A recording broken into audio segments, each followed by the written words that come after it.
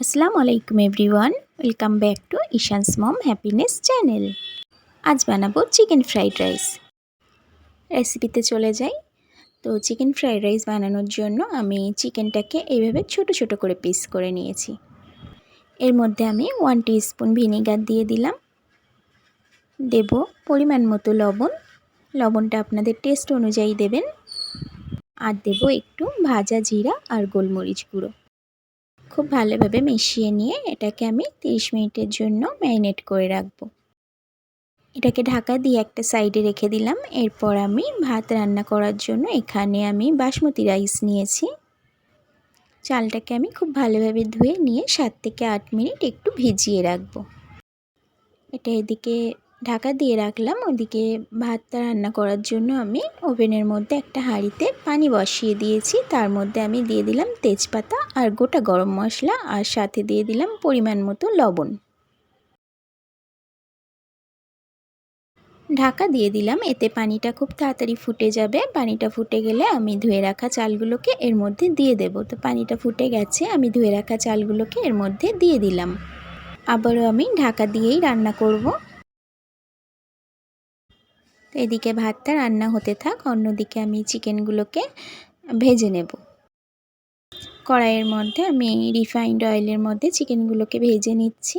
আর এদিকে আমি কিছু সবজি নিয়ে নিয়েছি। আপনারা আপনাদের পছন্দ মতো সবজি নিয়ে নেবেন। আমি এখানে গাজর, ক্যাপসিকাম আর বিনস আর মটরশুঁটি নিয়ে নিয়েছি। চিকেনগুলো এদিকে ভাজা হচ্ছে, ওদিকে ভাতটা আমার 80% কুক হয়ে গেছে। আমি ফ্যান ঝরিয়ে নিয়েছি, আর এইদিকে চিকেনগুলো খুব ভালোভাবে ভাজা হয়ে গেছে। আমি উঠিয়ে নেব। চিকেনগুলোকে উঠিয়ে নিয়েছি। আমি একটু গোল্ডেন ব্রাউন করে চিকেনগুলোকে ভেজে নিয়েছিলাম। অন্য একটা কড়াইয়ের মধ্যে আমি ঘি দিয়ে দিলাম। ঘিটা মেল্ট হয়ে গেলে এর মধ্যে আমি সবজিগুলোকে ভেজে নেব। তো ফার্স্ট আমি গাজর আর বিনসটা দিয়ে দিলাম। এগুলো 50% কুক হয়ে গেলে তারপর আমি মটরশুঁটি আর ক্যাপসিকামটাকে দিয়ে দেব। একটু এর মধ্যে আমি লবণ দিয়ে দেব। লবণ তো টেস্টের জন্য দিতেই হবে, আর লবণটা দেওয়ার জন্য এটা খুব তাড়াতাড়ি সিদ্ধ হয়ে যাবে। গাজর আর বিনসটা আমার 50% কুক হয়ে গেছে। এরপর আমি এর মধ্যে ক্যাপসিকাম আর মটরশুঁটিটাকে দিয়ে দেব। আপনারা এখানে আপনাদের পছন্দ মতো আরও সবজি অ্যাড করতে পারেন। ক্যাপসিকামগুলোকেও দিয়ে দিচ্ছি। খুব ভালোভাবে সবগুলোকে আমি ভেজে নেব। তো আমি কিছুটা কাজু বাদাম আর কিশমিশ দিয়ে দিলাম।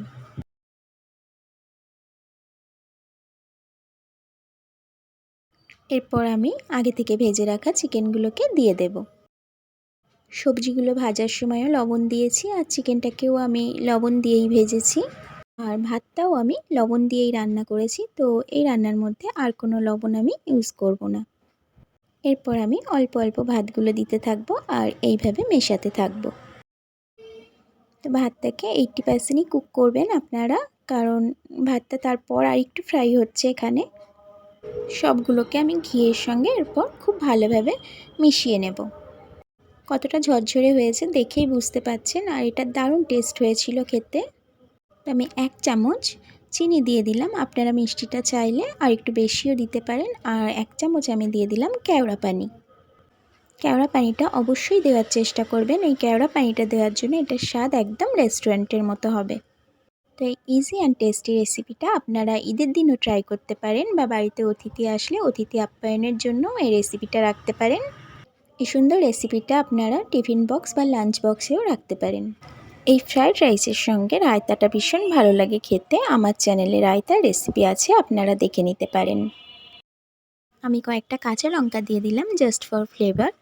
এরপর আমি ঢাকা দিয়ে 5 মিনিট রেস্টে রাখবো। গ্যাসের ফ্লেমটাকে অফ করে দিয়েছি। তারপর আমি সার্ভ করে নিচ্ছি।